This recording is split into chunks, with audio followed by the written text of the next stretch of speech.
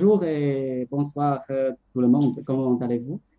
Moi, je m'appelle Luc de Research Medical en Chine et je suis très heureux, hein, donc très content de vous rencontrer encore une fois ici. Et merci et bienvenue à tous les nouveaux et anciens amis à rejoindre le 44e webinaire mondial du Wisonic Dandelion College. OK? Et concernant le Wisonic Dandelion College, il s'agit d'une plateforme en ligne gratuite dans le but de partager le savoir-faire et les connaissances de pointe des applications d'échographie point of care avec les spécialistes et les médecins du monde entier tels que en ALER, pain management, MSK, soins intensifs, etc. OK? Donc, aujourd'hui, nous sommes très honorés d'inviter le professeur Mehdi Trefa de Tunisie en tant que le speaker et pour partager sa précieuse expérience sur les particularités de l'anesthésie loco-régionale chez l'enfant. Et en même temps aussi, nous sommes très honorés d'avoir le professeur Khaldin Hadawi comme le modérateur du webinaire. Donc, soyez bienvenus. OK? Donc, Merci. OK. Donc, Merci. le Merci webinaire, beaucoup. Merci. merci à vous aussi. Donc, le webinaire d'aujourd'hui sera divisé en deux sessions principales. La première session sera le discours du professeur Mehdi Trefa et la deuxième session sera pour la question et réponse. OK? Et n'hésitez pas à poser vos questions et continuer à échanger avec les docteurs n'importe quand, hein, d'accord, pendant le webinaire. Donc, permettez-moi de vous présenter notre modérateur de webinaire, le professeur Khaldin Hadawi. OK? Je vais partager mon écran. Donc, voilà, ça c'est aujourd'hui, ça c'est notre session de webinaire d'aujourd'hui. OK? OK. Notre modérateur d'aujourd'hui, nous sommes très honorés d'avoir le professeur Khaledine Nartawi. Il est le maître de conférence agrégé en anesthésie-réanimation, faculté de médecine de Tunis, Université Tunis et Manal de Tunisie, et aussi le responsable de l'enseignant du CEC anesthésie et analgésie loco-régionale à la faculté de médecine de Tunis. Aussi le senior référent en ALER, ça veut dire l'anesthésie loco-régionale, à l'Institut Mohamed Kassab d'orthopédie depuis 2013. D'accord? Et aussi, actuellement, il exerce au service d'anesthésie et réanimation à l'Institut Mohamed Kassab d'orthopédie, la Manbat Tunisie. OK? Soyez bienvenue, docteur Haldin. Merci beaucoup. Merci, Luc. Donc, OK? je tiens tout d'abord à vous remercier, à féliciter Wissonic pour l'organisation de ce webinaire qui s'intéresse à un sujet pertinent, notamment l'anesthésie loco-régionale pédiatrique. En fait, les publications en matière d'anesthésie loco-régionale, surtout dans le domaine adulte, c'est très fréquent. Par contre, les publications en pédiatrie, ils sont un peu rares parce que tout simplement, les spécialistes dans ce domaine ne sont pas nombreux. En Tunisie, nous, la référence en matière d'anesthésie et réanimation pédiatrique, c'est toujours le service d'anesthésie et réanimation de l'hôpital d'enfants de Tunis. Et on est heureux d'accueillir notre ami et notre maître en même temps, professeur Mehdi Trifa. Professeur Mehdi Trifa, c'est un professeur en anesthésie et réanimation à la faculté de médecine de Tunis, Université Tunis-Manar, anesthésiste pédiatre, chef du service d'anesthésie et réanimation à l'hôpital d'enfants Bachir Hamza. Il est aussi le secrétaire général de la Société tunisienne d'anesthésie, d'analgésie et de réanimation et ancien fellow en anesthésiologie pédiatrique aux États-Unis d'Amérique. Donc, sans tarder, je cède la parole à mon maître, professeur Mehdi Trifa. Oui, vous êtes bienvenu. Merci beaucoup. Oui, vous êtes Merci beaucoup, bienvenu. docteur Raddawi. Donc, j'attends que vous levez votre écran pour pouvoir partager le mien. Oui, donc je vous laisse de partager ton écran, d'accord? Voilà. Soyez bienvenus. Voilà. Et OK, OK. Merci. les grands docteurs, soyez bienvenus. Merci de nous OK, rejoindre. merci beaucoup. Merci beaucoup. Alors, je partage mon écran. Oui, Merci beaucoup. Merci Dr. pour cette introduction. Donc, aujourd'hui, je vais parler des particularités de l'anesthésie loco-régionale chez l'enfant. Je suis en train de, je sais pas si. Alors là, j'essaie de partager. Est-ce que vous voyez, j'ai. Oui, oui. Oui, on voit C'est bon, hein, c'est bon. la présentation, oui. Ok, parce que j'ai une partie de la présentation que je vois sur mon écran. Le screen. Bon, ça devrait. Bon. En tout cas, je vais parler des particularités de l'anesthésie loco-régionale chez l'enfant. Voici mes conflits d'intérêts sur cette diapositive. Donc, l'anesthésie loco-régionale, comme vous le savez tous, a pour but d'assurer une analgésie et post-opératoire. Par rapport à l'adulte chez qui l'anesthésie loco-régionale remplace l'anesthésie générale, vous savez, un adulte qui a une fracture de jambe, vous allez au bloc, vous décidez de faire une rachis-anesthésie. Donc, on fait juste une rachis-anesthésie, on ne fait pas d'anesthésie générale.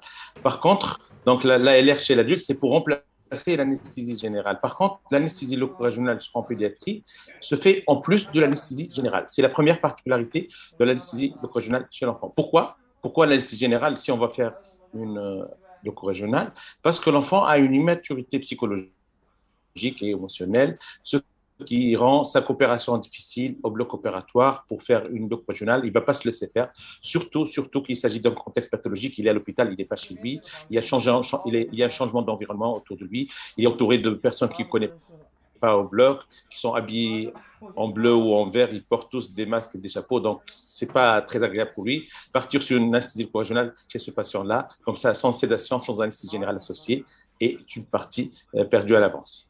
Donc, si on va faire la deuxième question qui se pose, si on va faire une anesthésie générale étant obligatoire, pourquoi alors l'anesthésie loco-régionale?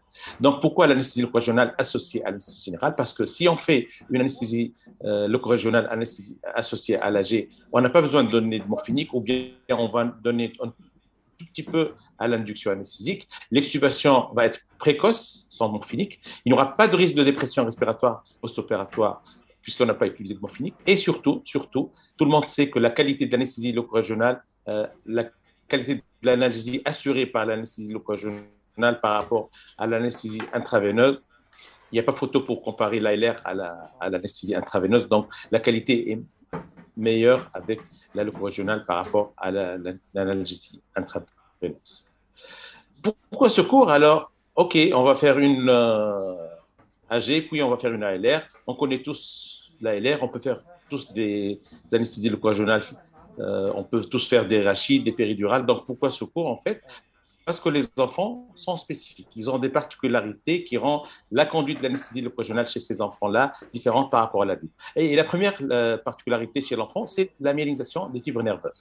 La myélinisation des fibres nerveuses commence dès la vie fœtale, mais elle se termine vers l'âge de 3 ans.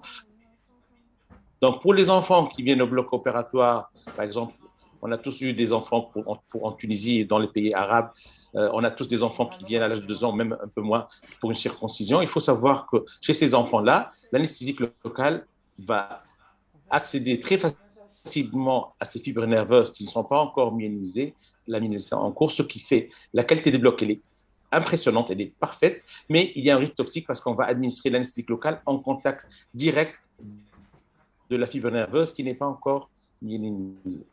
Donc attention, c'est vrai que la qualité des blocs elle est remarquable, mais il y a un risque toxique associé à cette myélisation incomplète.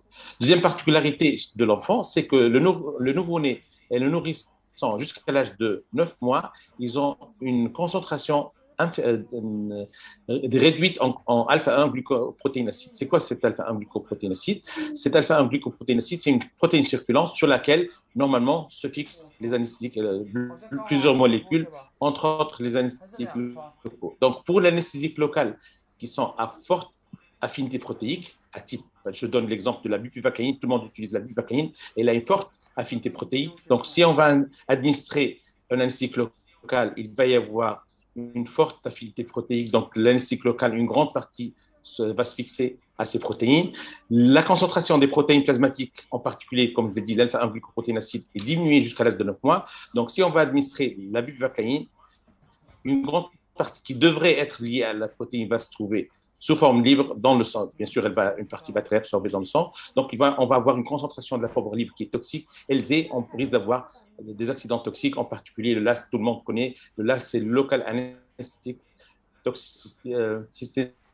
systématique, toxicité. Donc, attention à l'utilisation, par exemple, de la bupivacaïne ou bien de tous les autres anesthésiques locaux à forte affinité protéine avant l'âge de 9 mois. Alors, avec ce que l'on a vu, il y a un risque de toxique plus élevé chez l'enfant par rapport à l'adulte, surtout lorsqu'ils sont petits. Plus ils sont petits, plus il y a ce risque toxique. Donc, qu'est-ce qu'il faut faire pour éviter ce risque toxique? Le monitorage, il faut installer le monitorage avant de commencer une anesthésie locale chez l'enfant. En général, comme je l'ai dit à la première diapositive, il y a une AG associée. Donc, je suppose et j'espère que vous allez avoir un monitorage complet avant de commencer votre anesthésie locale. J'ai pris l'exemple de la circoncision. J'insiste dessus parce qu'on a la tendance de ne pas monitorer ces enfants-là qui ont une circoncision, juste un saturomètre. Non, il faut faire un monitorage complet pour déceler à temps un éventuel changement au niveau de l'électrocardioscope chez ce patient-là ou petite chute tensionnelle. Donc, première particularité, le monitorage. Deuxième chose sur laquelle je vais insister, c'est d'utiliser des petites seringues contenant exactement le volume injecté. Parfois, le volume injecté, c'est en millilitres, parfois, ça va être 3,6 cc. 3,6 cc, c'est pas 4 cc, c'est pas 5 cc. Parfois, on a la seringue qui est remplie à 5 cc, on va juste administrer on doit administrer 3,6 cc. Et là, on ne fait pas attention, on continue l'injection, on ne se rend pas compte. Quelqu'un nous parle et on répond à la question. Donc, on peut se tromper de volume. Donc, attention, vu ce risque toxique, il faut utiliser vraiment des petites seringues contenant le volume exact injecté. Bien sûr, sans oublier les tests d'aspiration. C'est très important chez l'adulte, mais également chez l'enfant, surtout parce que l'enfant a des tissus qui sont richement vascularisés. Donc, si on a une malheureuse injection intraveineuse, il va y avoir une distribution systémique instantanée avec une toxicité générale. Donc, pour toutes ces raisons, attention lorsque vous utilisez les anesthésiques locaux chez l'enfant, monitorage, petite seringue contenant le volume exact injecté et un test d'aspiration répété au besoin.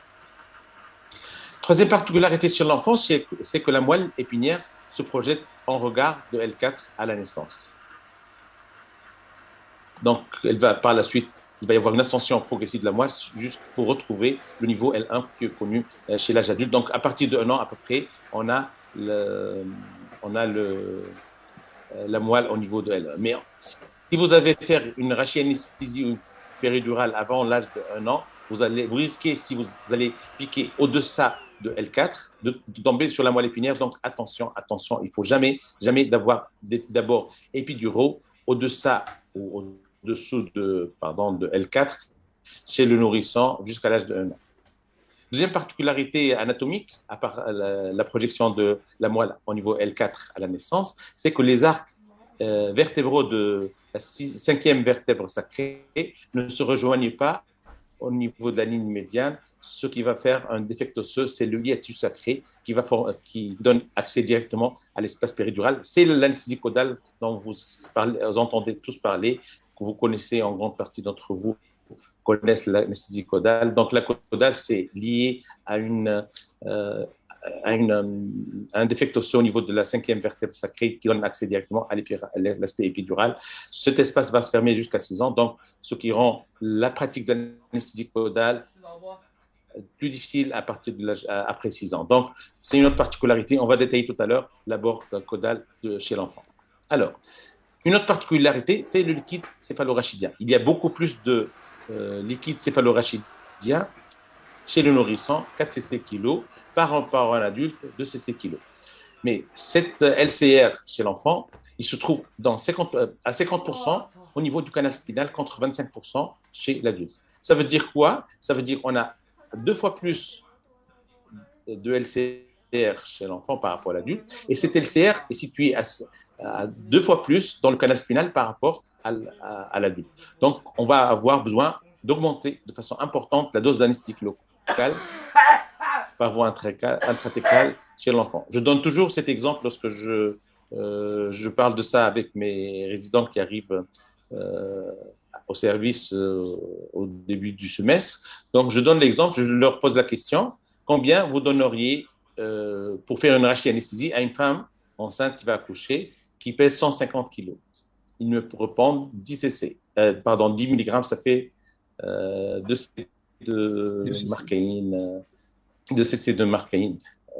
hyperbare à 5%. Donc, je pose une autre question. Donc, 150 kg, on donne 2 cc. Et un enfant qui pèse 5 kg, qui est enceint prématuré, chez qui on va faire une rachianesthésie, on donne combien? On va donner 5 mg, ça fait 1 cc. Donc, il pèse 5 kg, il reçoit 5 mg. Elle pèse 150 kg, elle reçoit 2 cc. Ceci s'explique parce que je viens de dire, il y a beaucoup plus de LCR chez le nourrisson par rapport à l'adulte. Et ce LCR est situé essentiellement au niveau du canal spinal par rapport à l'adulte. Il y a beaucoup moins de LCR au niveau du canal spinal. Donc, les doses par rapport au poids sont plus élevées chez l'enfant par rapport à l'adulte. Lorsqu'on fait une rachianesthésie, une anesthésie péridurale de façon générale chez l'adulte, on a peur essentiellement du retentissement hémodynamique. Donc, chaque fois, la première chose qu'on apprend lorsqu'on va apprendre la rachianesthésie, prenez de l'attention, le malade risque de chuter sa tension, on peut avoir un retentissement hémodynamique très important. La particularité de l'enfant, c'est que jusqu'à l'âge de 8 ans, toute anesthésie locale injectée par voie périmédulaire entraîne rarement, pour ne pas dire exceptionnellement, un retentissement hémodynamique. Même après 8 ans, la tension artérielle peut chuter, mais cette hypotension est rarement importante. On n'a pas besoin de mesures prophylactiques. On a parfois, après l'âge de 8 ans, recours à des petites doses de vasoconstricteurs pour passer le cap d'une hypotension. Donc, par rapport à l'adulte, n'ayez pas peur chez l'enfant du retentissement hémodynamique, mais ayez peur du retentissement respiratoire de l'anesthésie locoregionale périmédulaire. On va parler de ça tout à l'heure. Donc, adulte, on a surtout peur du retentissement hémodynamique. Chez l'enfant, on doit avoir peur plus du retentissement respiratoire de toute anesthésie périmédulaire. Une autre particularité chez l'enfant, c'est que le but de l'anesthésie locoregionale est analgésique et non pas anesthésique. On a vu tout à l'heure, on a dit que l'anesthésie locoregionale chez l'enfant doit être toujours associée à une anesthésie générale parce que l'enfant, il a une immaturité psychologique, on a vu ça tout à l'heure, le contexte est différent, le patient est malade, il est à l'hôpital, donc il faut associer une AG. Donc, on n'a pas besoin de faire une anesthésie locoregionale anesthésique comme on le fait chez l'adulte. Parce que je prends l'exemple d'une femme de 50 ans qui a une chirurgie du canal carpien. On va faire un bloc axillaire chez elle, mais on ne fera rien d'autre. Donc, elle aura une locoregionale à but anesthésique. Le membre ne va pas bouger. Il va y avoir, en plus du bloc analgésique, un bloc moteur. Par contre, chez l'enfant, on n'a pas besoin du bloc moteur. On a juste besoin d'un effet analgésique. On a vu tout à l'heure que la qualité des blocs, elle est remarquable. Les fibres nerveuses ont un faible diamètre, elles ne sont pas recouvertes complètement par la myéline jusqu'à l'âge de 3 ans. En plus, les espaces entre les nœuds de Ranvier sont diminués. Donc, le malade qui va avoir une anesthésie locoregionale à but anesthésique, il va y avoir un bloc moteur. Et ce bloc moteur, il n'est pas indispensable. On n'a pas du tout besoin de ce bloc moteur chez l'enfant parce qu'il aura une ADG en même temps. Donc, il va se réveiller, cet enfant-là. Il va avoir un membre qui ne bouge pas parce qu'il a eu un bloc axillaire, parce qu'il a une syndactylie, par exemple. Donc, il va avoir les sensations de membre mort, ce qui est très anxiogène pour l'enfant et encore plus anxiogène chez les parents qui trouvent que leur fils, depuis la fin de l'intervention, il ne bouge pas son membre et qu'il a eu un bloc au niveau du membre supérieur. Donc, évitez chez l'enfant tout bloc moteur non indispensable. On n'a pas besoin de bloc anesthésique, on a besoin de bloc analgésique. Donc, utilisez plutôt pour cela des concentrations faibles de l'anesthésique locale. On n'a pas besoin, si je prends l'exemple de la bupivacaïne que j'ai pris tout à l'heure, on n'a pas besoin d'utiliser de la bupivacaïne à 0,5%. On va utiliser la bupivacaïne à 0,25%. On aura ainsi un bloc analgésique et non pas anesthésique. Voilà. Maintenant, on va parler des techniques d'anesthésie locoregionale en elle-même, après avoir détaillé les particularités pédiatriques de l'ALR. Et on va commencer par les blocs rachidiens. Et j'ai commencé tout à l'heure à parler d'anesthésie caudale. Donc, tout le monde en a entendu parler. Beaucoup d'entre vous ont déjà pratiqué une anesthésie caudale. C'est quoi l'anesthésie caudale? L'anesthésie caudale est une anesthésie péridurale réalisée au travers du hiatus sacré. C'est quoi ce hiatus sacré? Hiatus sacré, on l'a dit tout à l'heure, je le répète, donc les arcs vertébraux de S5, parfois de S4, ne se rejoignent pas au niveau de la ligne médiane postérieure. Donc, ça entraîne un défect osseux qui est hiatus sacré. Donc, je vais vous donner déjà l'image. Donc, on voit les arcs postérieurs de S5 qui ne se rejoignent pas au niveau de la ligne postérieure. Donc, on va avoir ce hiatus sacré. Donc, il a la forme d'un V inversé au niveau de l'articulation sacro-coccygienne. Donc, c'est un V inversé, comme vous le voyez bien, sur l'agrandissement de l'image. Donc, les berges sont formées par les cornes sacrées qui sont facilement palpables. Donc, si on va faire une caudale, on va essayer de palper ces deux cornes sacrées qui sont facilement palpables à travers la peau de l'enfant. Donc, cet espace péridural, le hiatus sacré, c'est le défect osseux. Donc, il n'y a pas d'os, mais il est recouvert par une extension du ligament jaune qui est la membrane sacro-coccygienne et il donne accès directement à l'espace péridural. Donc, si on va injecter quelque chose à travers ce hiatus sacré, à travers ce défect osseux, on va avoir accès, on va injecter, c'est comme si on injecte une péridurale. On peut l'utiliser pour faire un single shot, on peut même remonter un cathéter péridural à travers le hiatus sacré, comme si on mettait un cathéter péri. Ça se fait beaucoup pour la chirurgie néonatale, en particulier la chirurgie de la trésie de l'œsophage au dernier diaphragmatique, par exemple, pour l'anesthésie post-opératoire. Cet hiatus sacré va se fermer vers l'âge de 6 à 7 ans. En fait, cette membrane sacro-coccygienne va s'ossifier, ce qui va rendre l'anesthésie caudale, ce n'est pas impossible, mais elle est difficile. Donc, on revoit cette image-là.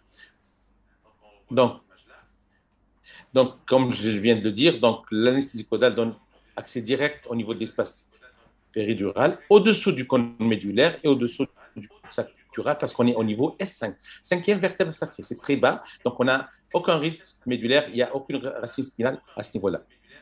Donc, cet espace péridural caudal est formé par un tissu cellulo-graisseux pauvre en fibres de collagène. Donc, cet espace cellulo-graisseux entraîne une diffusion de l'anesthésie locale qui est rapide et uniforme. Une autre particularité de cet espace, c'est qu'il est richement vascularisé. Donc, attention, si vous faites une caudale, aspirez, réaspirez, réaspirez, réaspirez.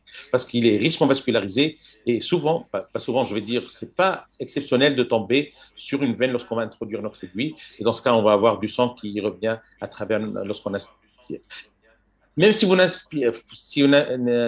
n'avez pas de sang qui revient, injectez une petite partie du volume injecté total, un dixième par exemple, et regardez votre scope. Si vous avez une solution adrénalinée, vous allez avoir une tachycardie. Sinon, on peut avoir des modifications électriques. Donc, arrêtez l'injection dans ce cas. Donc, ce que je vous conseille de faire, si vous faites une caudale, aspirez, injectez le dixième du volume et aspirez après une aspiration et attendez une trentaine de secondes avant de poursuivre votre injection.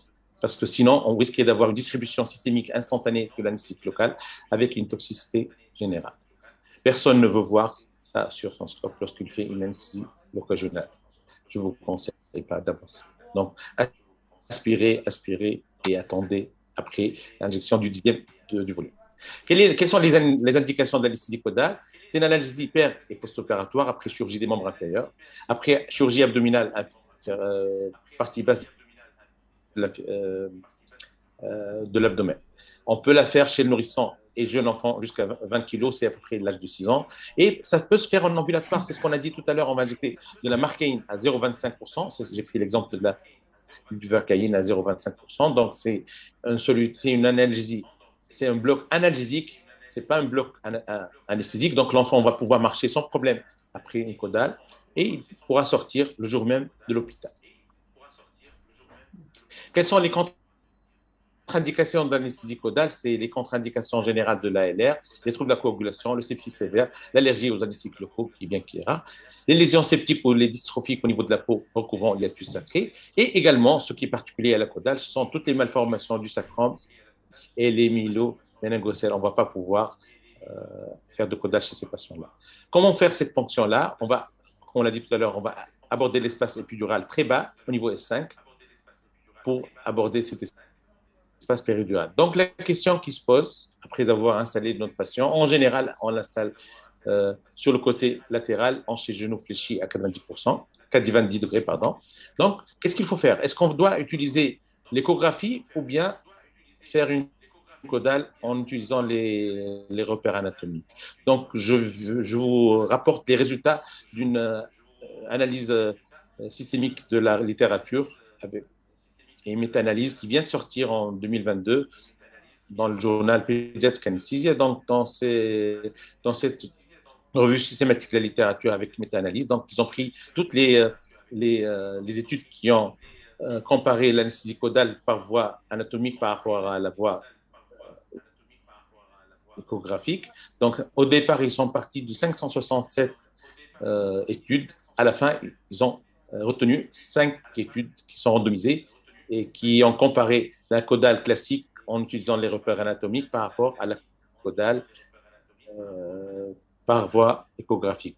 Donc, ces 5 études ont inclus 904 patients, 453 patients dans le groupe ultrasound, l'échographie, et 451 patients dans le groupe repères anatomiques. Donc, cette étude a montré que le taux de succès est comparable entre lorsqu'on utilise la caudale par voie échographique par rapport à la technique classique par les repères anatomiques. Vous avez vu que c'est simple. Donc, le temps il n'y avait pas de différence non plus pour le temps de réalisation du bloc entre la méthode échographique et les repères anatomiques. Par contre, ils ont trouvé que le succès de la première ponction était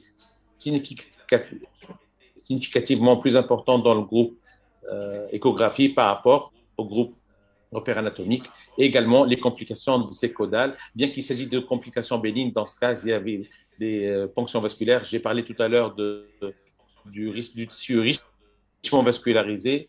Et donc, il y a soit ces complications étaient bénignes à type d'injection, de ponction vasculaire et d'injection sous-cutanée qui ne sont pas des complications graves.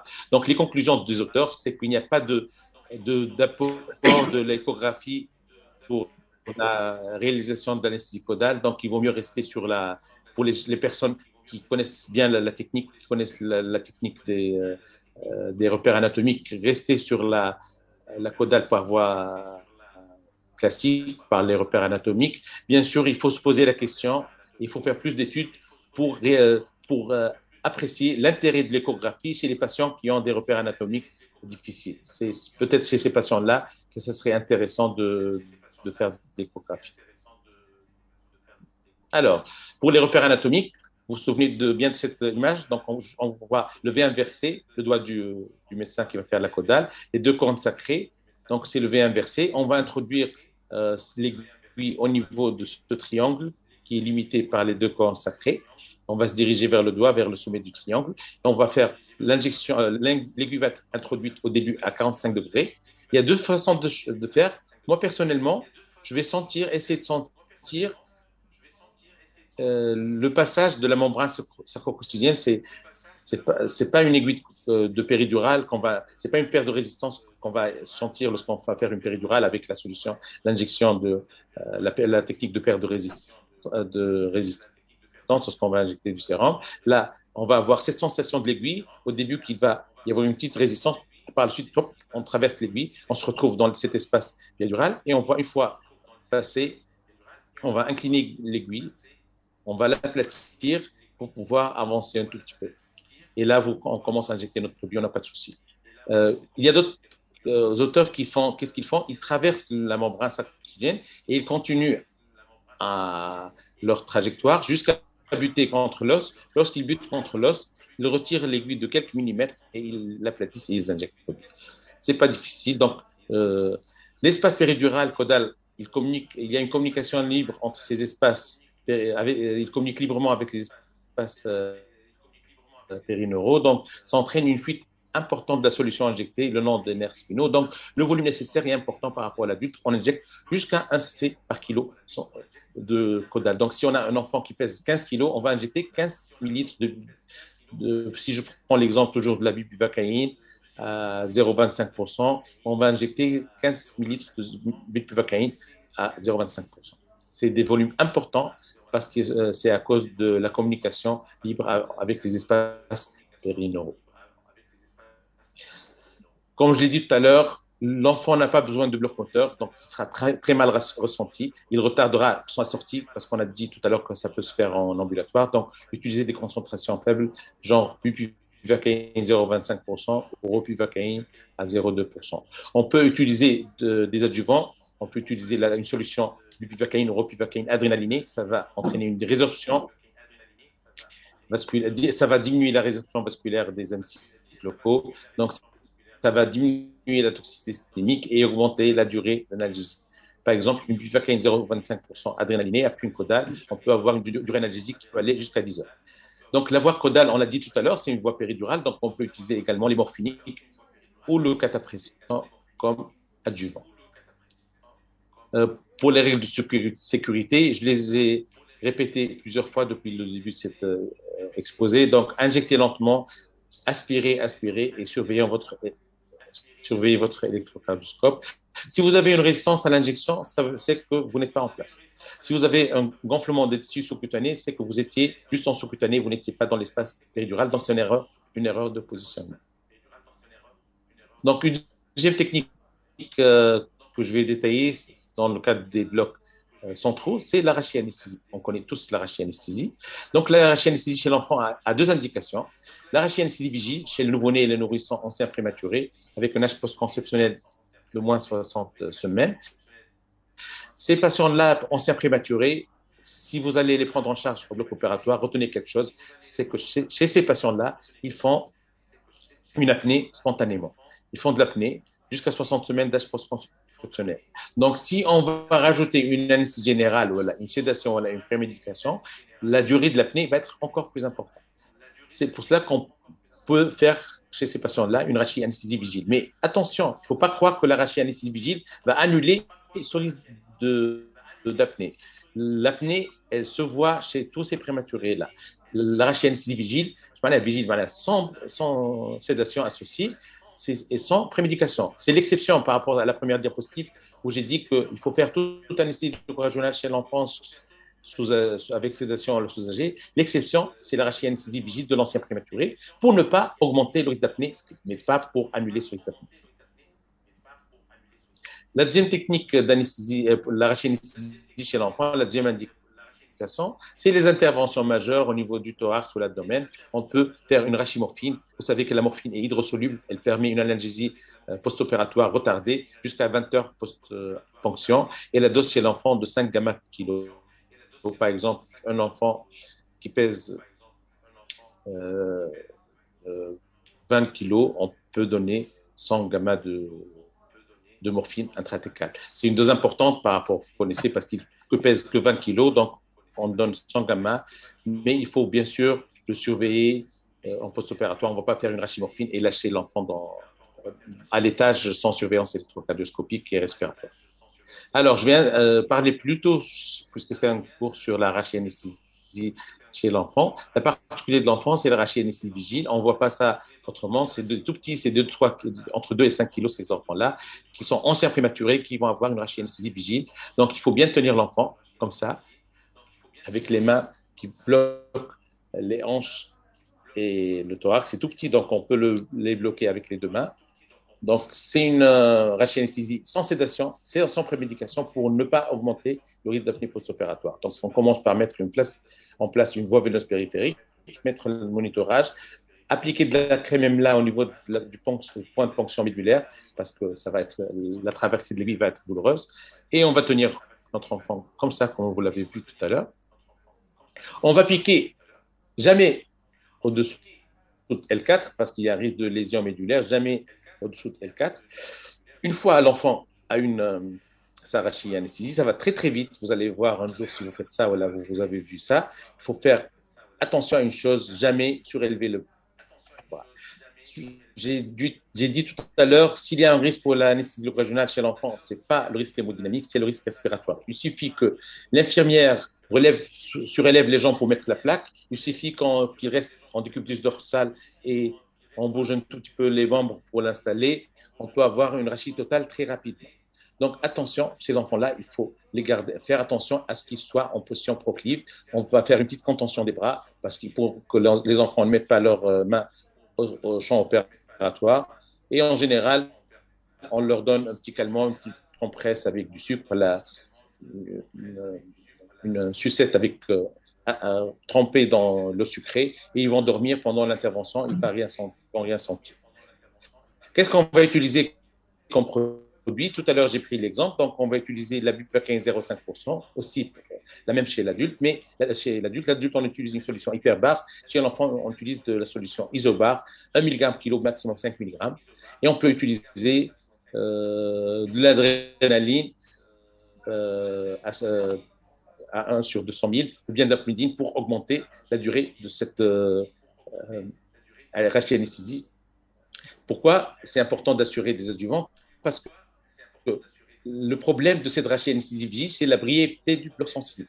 La rachianesthésie chez l'enfant ne dure pas plus que 60 minutes. Mais si on va donner le temps au chirurgien de s'installer, de mettre ses soins et tout là, tout ça, ça va aller très vite. On risque d'avoir la levée du bloc sensible alors que le chirurgien n'a pas encore commencé son intervention. Donc, c'est important d'assurer, si on veut avoir une durée d'anesthésie plus importante, d'associer des adjuvants comme l'adrénaline, comme je l'ai dit tout à l'heure, l'adrénaline ou bien la clonidine. Deuxième particularité de la rachis-vigile, c'est plutôt les limites de la rachis-vigile. La brièveté du bloc sensible, je viens d'en parler, donc associer un adjuvant si vous avez besoin de plus de 60 minutes. Ou bien, et la deuxième particularité, c'est qu'il n'y a aucune analgésie post-opératoire résiduelle. Dès que l'effet du bloc moteur passe, les 60 minutes passent, on n'a aucune analgésie parce qu'on n'a rien injecté à part l'anesthésique locale. Donc, il faut prévenir cette douleur par l'administration du paracétamol en fin d'intervention. Après les blocs centraux, on va parler maintenant des blocs périphériques. Les blocs périphériques par rapport aux blocs centraux, c'est connu chez l'adulte, c'est la même chose chez l'enfant. Il faut les privilégier chaque fois qu'il possible par rapport aux blocs centraux. Et on va commencer par les blocs périphériques des membres. Et on va donc les enfants ont une anatomie différente par rapport à l'adulte. Donc il faut savoir ces particularités anatomiques pour avoir utilisé la bonne voie d'abord et des blocs spécifiques chez l'enfant. On va commencer par les blocs du membre supérieur. Et le membre supérieur est innervé par le plexus brachial. On a les terminaisons nerveuses qui viennent du rachis cervical de C5 à T1, qui vont se diviser par la suite en 3 troncs, supérieur, médian et inférieur, qui vont se diviser par la suite au niveau supraclaviculaire. Et par la suite, ça va donner le bloc, le nerf axillaire, avant d'avoir les différentes divisions, le nerf musculocutané, le nerf médian, le nerf lunaire et le nerf radial par la suite. Donc, je m'intéresse à ça, le niveau interscalénique où on va voir les troncs et on voit au niveau supraclaviculaire, on voit les divisions de ça. Donc, on va commencer par le bloc interscalénique éco-guidé. Comme vous l'avez compris, on s'intéresse à voir les 3 troncs. Comment faire ce bloc interscalénique? Donc, on va mettre la sonde d'échographie à ce niveau-là, parallèle à la clavicule, au niveau interscalénique. Donc, et on va voir cette image-là. On va voir ces 3 troncs. On a vu entre les muscles scalènes médians et le muscle scalène antérieur. Et on va, si on voit ça de façon schématique entre le muscle scalène antérieur et le scalène médian, désolé, ces 2 images sont inversées. Le latéral est toujours du côté du scalène médian. Là, on a les vaisseaux, la jugulaire et la carotide. Là. Et donc, l'objectif, lorsqu'on va introduire notre aiguille, c'est que cette aiguille-là vienne au contact technique implant. Donc, on va introduire l'aiguille du côté de ces troncs-là et après avoir senti le ressaut, la traversée de la ponévrose, on va injecter, on va voir fuser notre solution anesthésique autour de ces troncs-là. Pour le bloc supraclaviculaire, en fait, qu'est-ce qu'on va faire pour le bloc supraclaviculaire? On va prendre la même, c'est ce que je fais moi-même. Donc, je prends la même position de la sonde. Dès que je vois cette image avec les 2 muscles scalènes avec les troncs au milieu, donc ce que je vais faire, je vais suivre les 3 troncs. Pardon. Donc, j'ai cette image-là, j'ai ma sonde à ce niveau-là. Donc, lorsque je vois mes 3 troncs, je vais descendre un tout petit peu, petit à petit, jusqu'à arriver au niveau supraclaviculaire, là, avec la sonde, en fixant du regard les trois troncs. Et ce que je vais voir, lorsque je serai en position supraclaviculaire, le plexus brachial va avoir cette forme-là, forme de grappe de raisin. Et je vais injecter, vous voyez mon aiguille qui passe en bas et mon aiguille qui passe au-dessus du. Donc, je vais injecter au-dessus et au-dessous du plexus brachial, tout en faisant attention à deux choses. Là, vous avez la plèvre. La plèvre, c'est juste à côté. Donc, attention lorsque vous allez injecter pour ne pas piquer la plèvre. Et vous avez également l'artère sous-clavière, donc il faut faire attention. Et si vous n'avez pas d'échographe dans votre service, je suppose qu'il y a des personnes qui regardent ce topo qui n'ont pas d'échographe dans leur service. Qu'est-ce qu'il faut faire? Il y a une technique très simple chez l'enfant pour faire un bloc axillaire chez l'enfant. C'est très facile. Mettez l'enfant dans cette position-là. Et tous les enfants, lorsqu'on va les mettre dans cette position-là, ils sont sous-âgés, c'est ce qu'on a dit. On voit l'intersection entre le muscle grand pectoral et le coracobrachial. Tous les enfants ont cette petite fossette. Introduisez votre aiguille à ce niveau-là. Mettez vos mains au niveau axillaire et sentez l'artère axillaire et injectez, dirigez votre aiguille que vous avez introduite à travers cette fossette vers l'artère axillaire, vers vos doigts, et vous allez avoir au début une réponse du muscle cutané avec une flexion du bras, donc c'est la contraction du biceps. Injectez un quart de la dose à peu près. Par la suite, introduisez encore un tout petit peu votre aiguille.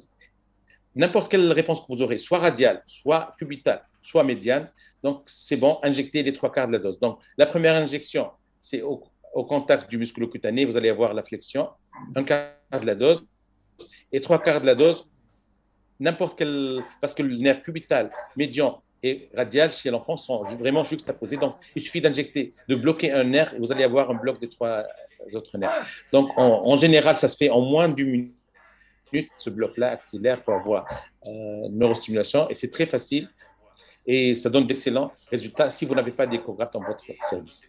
Moi, personnellement, je préfère faire le bloc supraclaviculaire sous échographie chez l'enfant parce que je trouve que le bloc axillaire pour chercher les quatre nerfs au niveau axillaire plus compliqué à faire par rapport au bloc.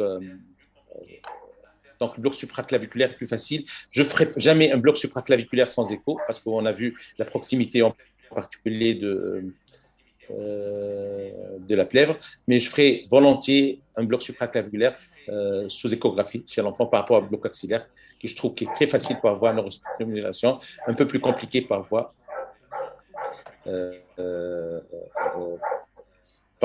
échographique. On va passer maintenant au bloc du membre inférieur. Le membre supérieur, on a vu que l'innervation était simple, c'est le plexus brachial. Pour le membre inférieur, on a deux possibilités. On a l'innervation par deux plexus. Le plexus lombaire, qui sort des racines L1 et L4, il innerve la face ventrale du membre. Il se situe au milieu du muscle psoas et il peut être abordé directement. Donc, on peut faire un bloc du plexus lombaire. Par contre, le plexus sacré, il innerve la partie dorsale et caudale du membre. Il se situe contre le mur postérieur de la cavité pelvienne et il ne peut pas être abordé directement. Vous connaissez tous que le plexus sacré donne naissance au nerf sciatique par la suite. Donc, plexus lombaire, on peut le bloquer directement. Le plexus sacré, on ne peut pas le faire. En tout cas, il va donner naissance au nerf sciatique, donc on va bloquer le nerf sciatique. On va commencer par les blocs du plexus lombaire. Donc, le bloc le plus simple à faire, tout le monde a appris ça au début du Résidana, c'est le bloc iliofacial. Le principe de ce bloc, c'est d'infiltrer la face profonde de la fascia iliaca, d'où émergent tous les nerfs issus du plexus lombaire. Donc, le plexus lombaire va se diviser en trois nerfs qui sont le nerf fémoral, le nerf obturateur et le nerf latérocutané de la cuisse. Pardon, excusez-moi. Hop. Voilà. Donc, c'est facile à faire. On prend la jonction. Moi, je ferai plus facilement un bloc iliofacial par voie percutanée. C'est facile chez l'enfant. Il y a deux passages. le fascial lata puis le fascial iliaca. Donc, il suffit de prendre un tiers par rapport entre l'épine iliaque antéro-supérieure et le pubis. Donc, le tiers externe, un demi-centimètre en bas. On va perpendiculairement, deux paires de résistance, fascia lata puis fascia iliaca, et on va injecter notre produit. Donc, en fin d'injection, on va masser la zone infiltrée pour favoriser la diffusion de l'anesthésie locale. Donc, on va bloquer le nerf fémoral dans tous les cas. Le nerf cutané latéral va être toujours bloqué. Le nerf obturateur, ça se bloque aux alentours de 75% des cas. En tout cas, le bloc iliofacial pour un enfant qui va aller au bloc, qui a une fracture du fémur, pour faciliter son installation sur la salle, on peut faire un bloc s'il peut le supporter iliofacial juste avant l'anesthésie pour faciliter son déplacement sur la table d'opération. Le bloc fémoral, on a vu que le bloc fémoral, c'est un nerf qui est issu du plexus lombaire. Moi, je recommande vivement l'échographie. C'est très facile à faire. Vous allez avoir l'artère fémorale, la veine fémorale, et vous allez avoir votre nerf fémoral. Donc, on va se diriger vers le nerf fémoral en faisant attention de ne pas piquer ni l'artère ni la veine, et on va bloquer le nerf fémoral. C'est très facile par voie échographique. Il y a également à côté du nerf fémoral, le nerf saphène interne, ou le nerf, ce qu'on appelle maintenant, c'est à la mode, on parle du canal des adducteurs. En fait, c'est la branche sensitive du nerf fémoral. Si on va la bloquer par neurostimulation, on ne peut pas s'attendre à avoir une contraction musculaire parce que le nerf saphène interne, c'est un nerf purement sensitif, mais on peut le bloquer au niveau de la midi de la cuisse pour la chirurgie du pied. On a dit que, pour moi, le membre inférieur est innervé par le plexus lombaire et pour le plexus sacré. Donc, chaque fois qu'on a une chirurgie du membre inférieur, il faut bloquer les deux plexus. À part quelques effets, par exemple, une arthroscopie de genou, on sait qu'on va rester 100% en antérieur, on peut juste faire un bloc fémoral parce qu'on sait que c'est le nerf fémoral, il assure la face antérieure du genou. Si vous avez une chirurgie purement postérieure, on peut faire juste un bloc du plexus sacré, mais généralement, on essaie d'associer les deux blocs des deux plexus. Donc, si vous avez une chirurgie du pied, par exemple, on va voir tout à l'heure qu'on va bloquer le nerf sciatique avec un bloc du nerf saphène interne. Pourquoi ne pas piquer le fémoral alors que c'est un bloc qui est issu directement du plexus lombaire? Parce qu'on n'a pas besoin d'avoir une analgésie au niveau du genou et parfois on risque d'avoir si on administre une dose importante, d'avoir une impotence du membre supérieur et impotence du genou parce qu'on a injecté, parce qu'on a bloqué le nerf fémoral. On n'a pas besoin de bloquer le nerf fémoral. Pour le pied, par exemple, il suffit de faire ce bloc du saphène interne. Donc, on va installer la sonde au niveau de la mi-cuisse. Est-ce que le but est de voir l'espace entre le muscle sartorius et le muscle face médial? On a la veine fémorale et l'artère fémorale ici, et le nerf saphène interne, le canal de l'adducteur il se situe entre ces deux muscles-là. Le sartorius, on dit ça en anglais, il a une the shape form, comme ça ressemble à un bateau. On le voit très bien sur l'image cadavérique et sur cette coupe échographique.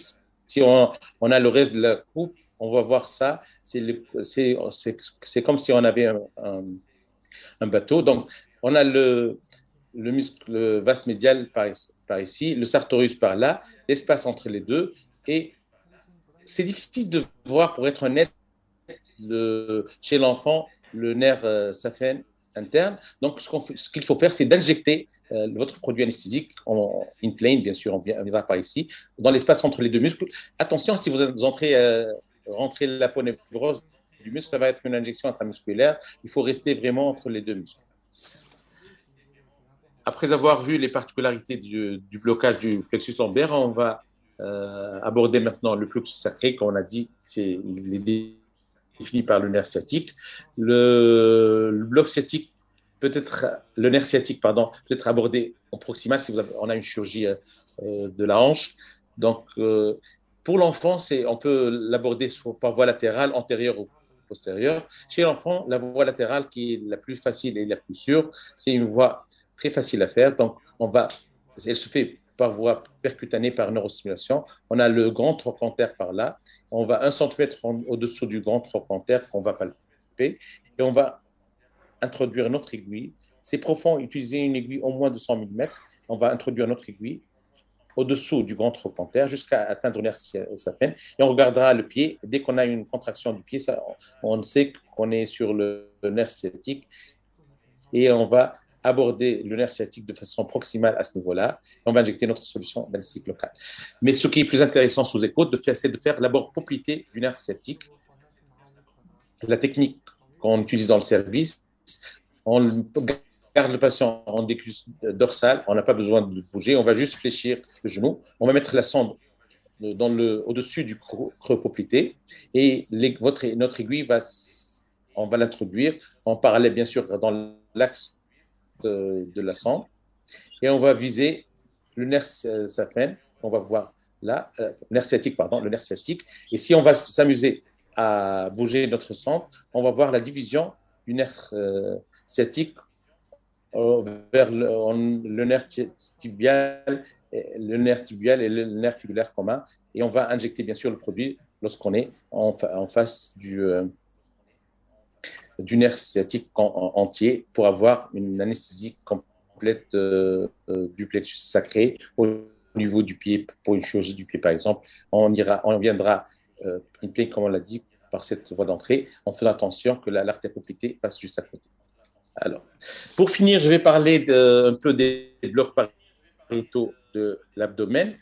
Donc, pour ces blocs pariétaux de l'abdomen, c'est des petits blocs qui sont très faciles à apprendre, très faciles à faire, qui ont de grands effets.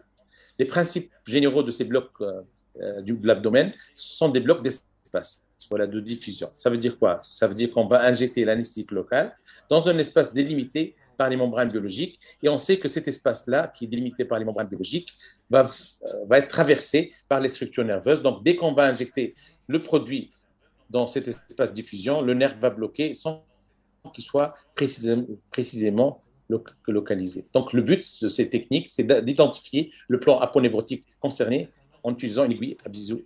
C'est des blocs qui sont faciles à prendre, faciles à réaliser. C'est des techniques de choix pour l'ambulatoire. Il n'y a pas de limitage pour ces blocs-là. Tout le monde a connu le bloc pénial, qu'on utilise de moins en moins, au moins dans notre service pour la circoncision. On fait plutôt le bloc pudendal puis latéral qu'on va voir tout à l'heure. Donc, on va bloquer le nerf dorsal de la verge.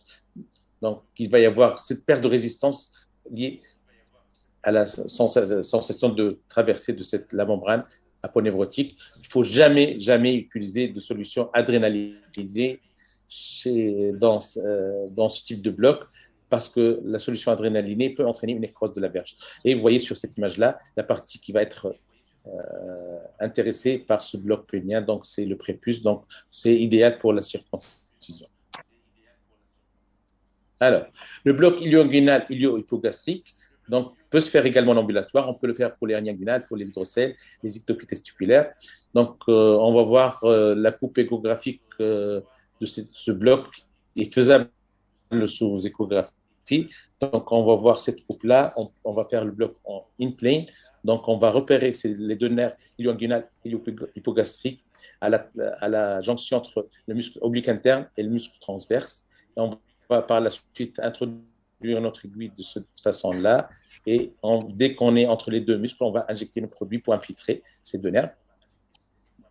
C'est excellent pour une chirurgie hernière ou hydrocèle, mais si vous avez une ectopie testiculaire, l'ectopie testiculaire nécessite, il va y avoir une incision testiculaire, donc le bloc ilio-inguinal ne va pas être suffisant, donc on va associer au bloc ilio-inguinal un bloc pudendal pour la chirurgie de l'ectopie testiculaire.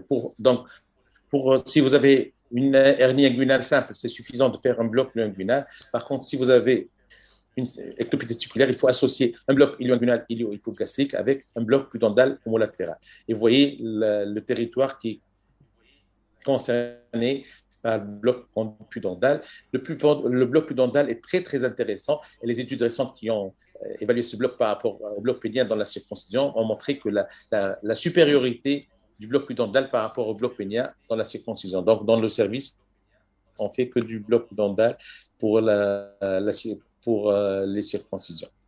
également, c'est une vascularisation terminale, donc attention au soluté adrénaline.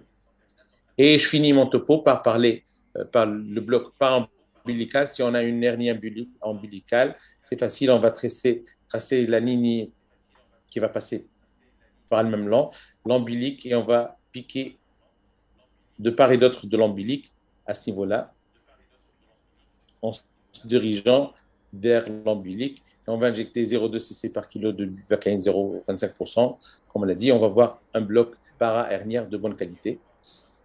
On peut même, si on a une hernie sus-ombilicale, on va injecter de part et d'autre à ce niveau-là, et on voit une analgésie de très bonne qualité aux alentours de l'ombilique.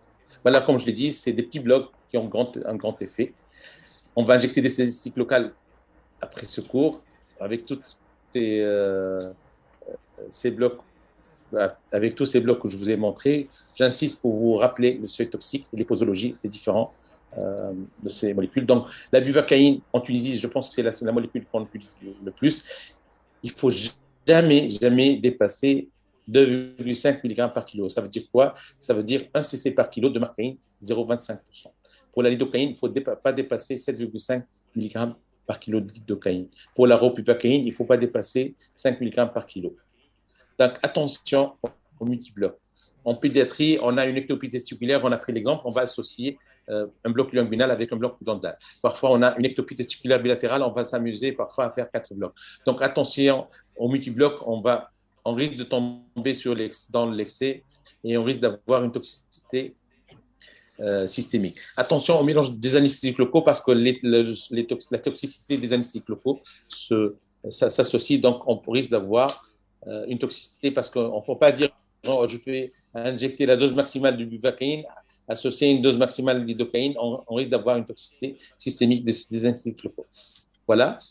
Donc, je vais conclure ce topo pour dire que l'anesthésie locale en pédiatrie se fait avec une anesthésie générale de complément.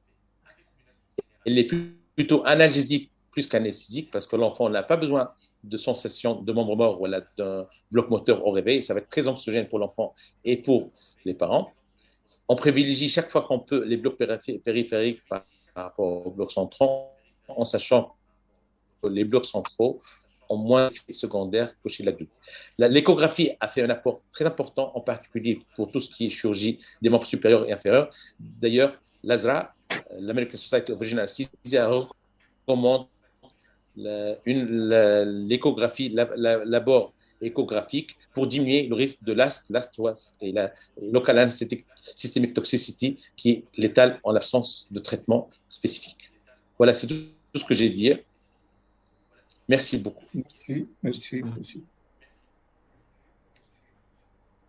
Merci beaucoup, Dr. Triffer.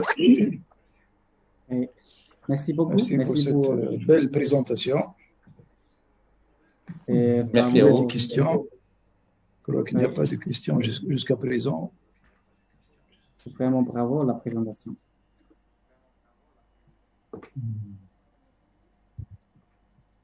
Oui, donc maintenant, s'il y a des questions, n'hésitez pas à poser sur la zone de Q&A et on va vous répondre en ce moment.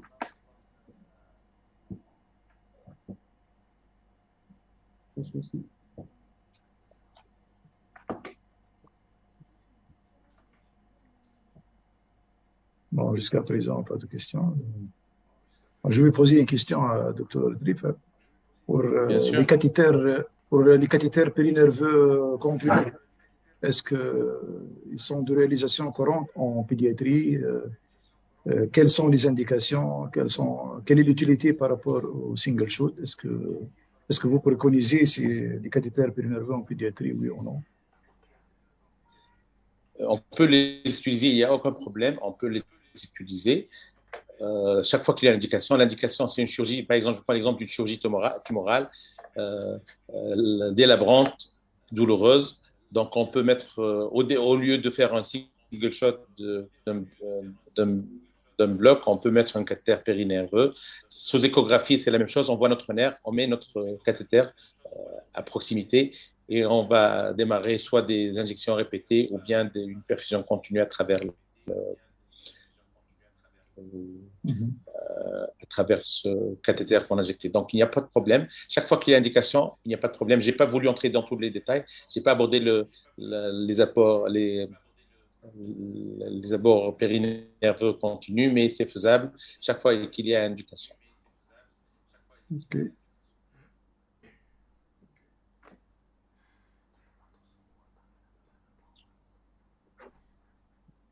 Et pour la surveillance de la douleur, pour les scores de douleur, quel score vous préconisez? Selon l'âge, selon... Exactement. C'est selon l'âge parce qu'il y a des blocs qui sont euh, il y a des scores qui sont spécifiques par rapport à l'âge. Les blocs qui sont utilisés par le nouveau-né sont différents par rapport aux scores qui sont, pardon, les scores qui sont utilisés chez le nouveau-né sont différents par rapport aux nourrissons, par rapport à ceux du grand enfant. Moi, de façon générale, pour le nouveau-né, c'est surtout le facial coding system. On regarde le faciès du nouveau-né. Moi, je peux chercher une autre présentation, mais c'est facile.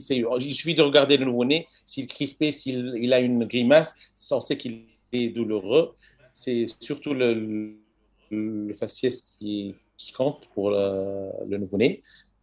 Pour les grands enfants, il faut pas utiliser. Il y en a plein de scores pour l'analysie pour la douleur aiguë post-opératoire.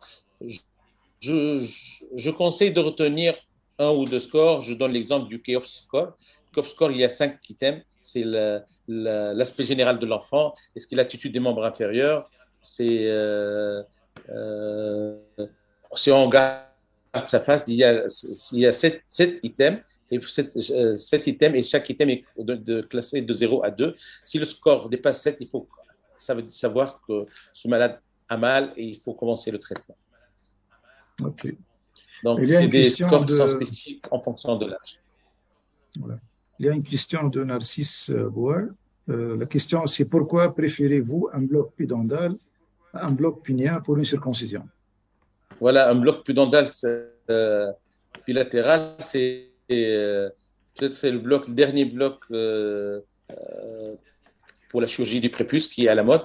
Et les différentes études qui ont comparé le bloc pudendal par rapport au bloc pénien ont montré la grande supériorité du bloc pudendal par rapport au bloc pénien de point de vue efficacité de l'analgésie post-opératoire.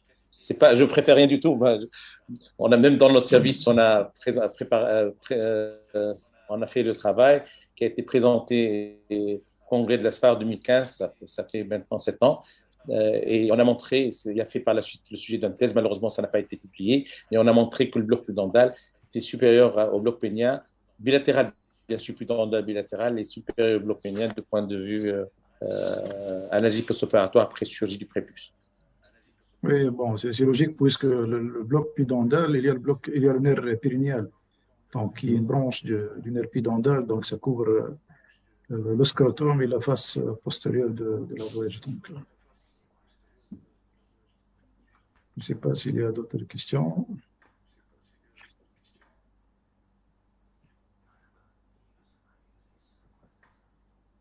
Quel est l'intérêt de... Bon, il y a une question de Maxime. Comme en débutant, j'ai beaucoup appris à expliquer clairement avec les photos les quantités de doses. Ah, voilà. Ça, il vous félicite pour, euh, pour votre exposé concernant surtout les doses, etc. Donc, merci. Bon, je n'ai pas détaillé toutes les doses. C'est vrai que je peux donner des exemples. Par exemple, le bloc pénien ou le bloc pudendal, c'est 0,1 cc par kilo. Par contre, pour le bloc pénien et pudendal, on a besoin d'utiliser de la marcaïne 0,5 chez ces patients-là, jamais adrénaliné. Donc, c'est le seul bloc de la paroi. C'est des blocs paroi, donc il n'y a pas de risque de bloc moteur ou bloc sensitif dans ce cas-là. Donc, il faut utiliser de la marcaïne 0,5%, jamais adrénaliné, à la dose de 0,1 cc par kilo par côté. Parce que le bloc pudendal, le pénien, ça se fait de façon bilatérale. Vous savez, la cloison pour le nerf dorsal de la verge, il faut piquer des deux côtés, sinon on risque d'avoir un seul côté qui marche. Il n'y a pas de diffusion. Donc 0,1 cc par kilo de marcaïne 0,5, jamais adrénaliné pour le bloc pénien et le bloc pudendal. Pour les blocs des membres, avant, il y avait des doses, mais maintenant, je conseille, je ne sais pas si c'est le cas chez l'adulte ou pas, mais je vous conseille de voir si vous voyez la diffusion de l'anesthésique locale autour du nerf. Je pense que s'il y a une bonne diffusion, ce n'est pas la peine d'injecter, de dire il faut injecter 10 ou la 15 cc. Je pense qu'il faut arrêter l'injection dès que vous avez une bonne diffusion de l'anesthésique local autour du nerf. Je ne sais pas si vous êtes d'accord, vous faites la même chose, docteur Radewi, chez Oui, l'adulte. chez l'adulte, oui. Surtout si on travaille avec l'échographe, donc si le nerf il est bien entouré, donc on peut diminuer les doses. Et c'est l'intérêt de Exactement. l'échographie par rapport aux autres alternatives, notamment la neurostimulation et les repères anatomiques. Tout à Pour fait, le tout à DIXA, fait. C'est docteur exactement Dreyfus, ça. C'est pour très bonne les question. adjuvants, la dexaméthasone, voilà, c'est un sujet de controverse. Bon, pour l'adulte, il y a beaucoup de papiers qui parlent de l'intérêt de la DEXA en association avec le bloc, surtout la DEXA en IV. Je ne sais pas en pédiatrie, est-ce qu'il faut l'associer en IV, en périnerveux? Est-ce qu'il n'y a pas d'indication Alors, carrément pour… c'est également une controverse chez l'enfant. Une chose importante, si vous allez utiliser la dexaméthasone périnerveuse, il faut utiliser la forme sans excipient. Ça, c'est très important. C'est le message très important. N'utilisez pas la dexa qu'on utilise tous les jours après avoir travaillé veineuse. Il faut l'utiliser en périnerveux parce qu'il y a une toxicité nerveuse locale n'est pas éliminée. Donc, il faut utiliser la forme sans excipient en périnerveux.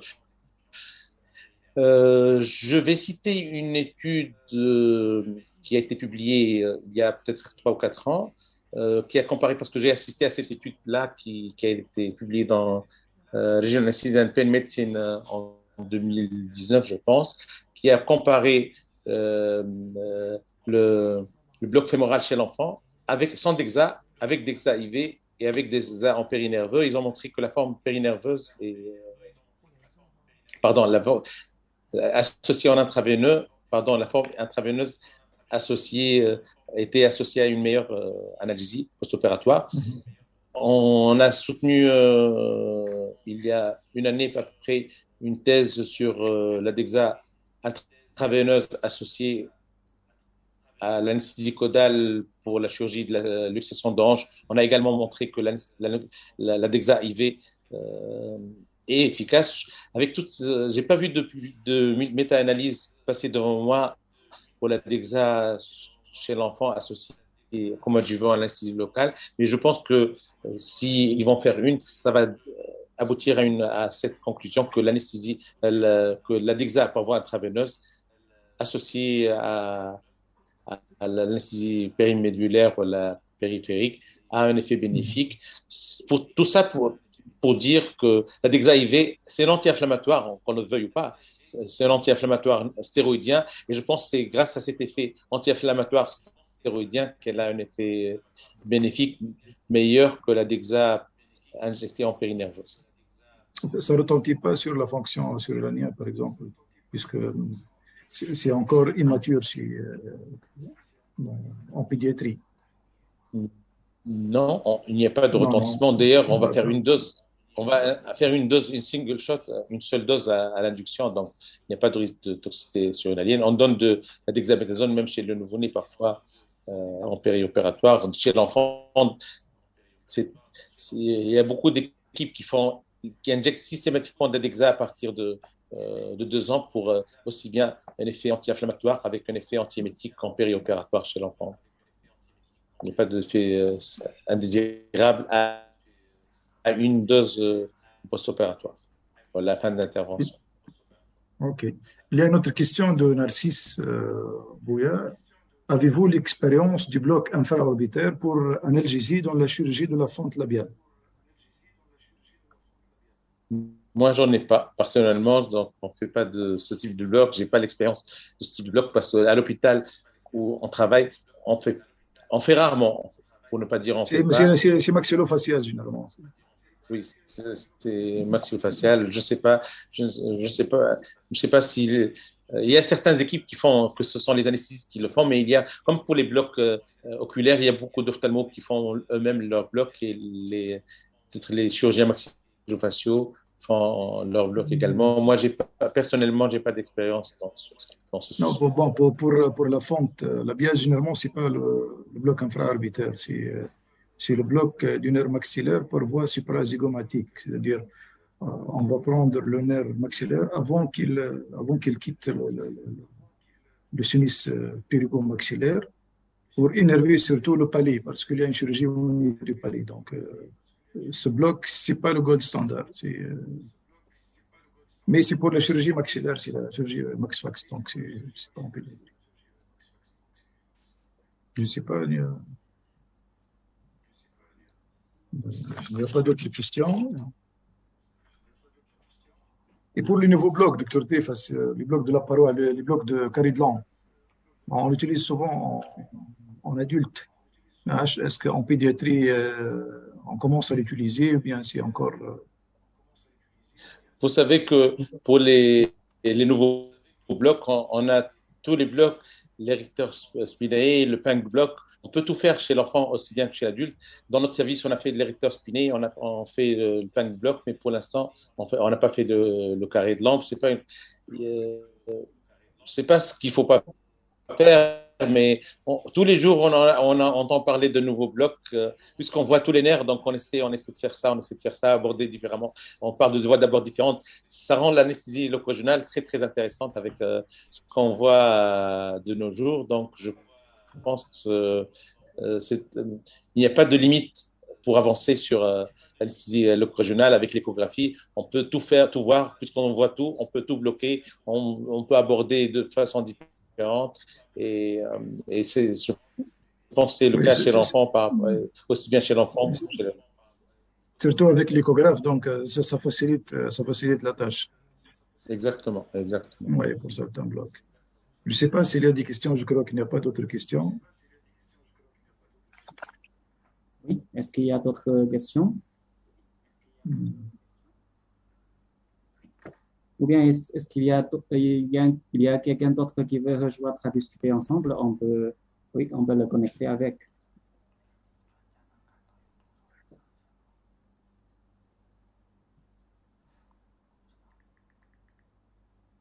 N'hésitez pas à poser des questions.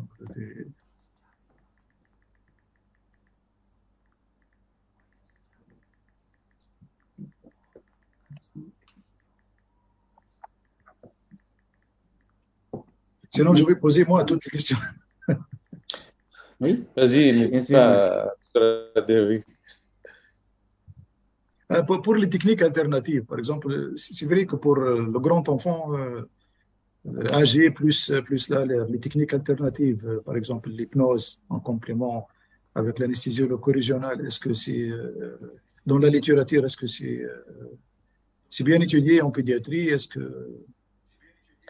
Parce que chez l'adulte, on parle beaucoup plus de l'hypnose en association avec les différentes techniques d'anesthésie loco-régionale. Je ne sais pas si chez le grand enfant, généralement, est-ce qu'il y a dans la littérature des méta-analyses, bien des. La médecine alternative, elle prend de l'essor, hein. Que ce soit la musicothérapie, l'hypnose, l'acupuncture. Donc, il y a ces techniques-là qui prennent de l'essor maintenant, oui, surtout chez l'enfant, la musicothérapie, plus que l'acupuncture. On ne va pas s'amuser à piquer des enfants, mais pour détendre ses enfants. Maintenant, j'ai pas de. Pour être honnête, je n'ai pas fait le tour de la littérature pour voir si l'hypnose marche ou pas. Ce qui est sûr, j'en ai vu. J'ai un article publié sur l'intérêt de l'hypnose. C'était en fait en forme de questionnaire qu'on a posé aux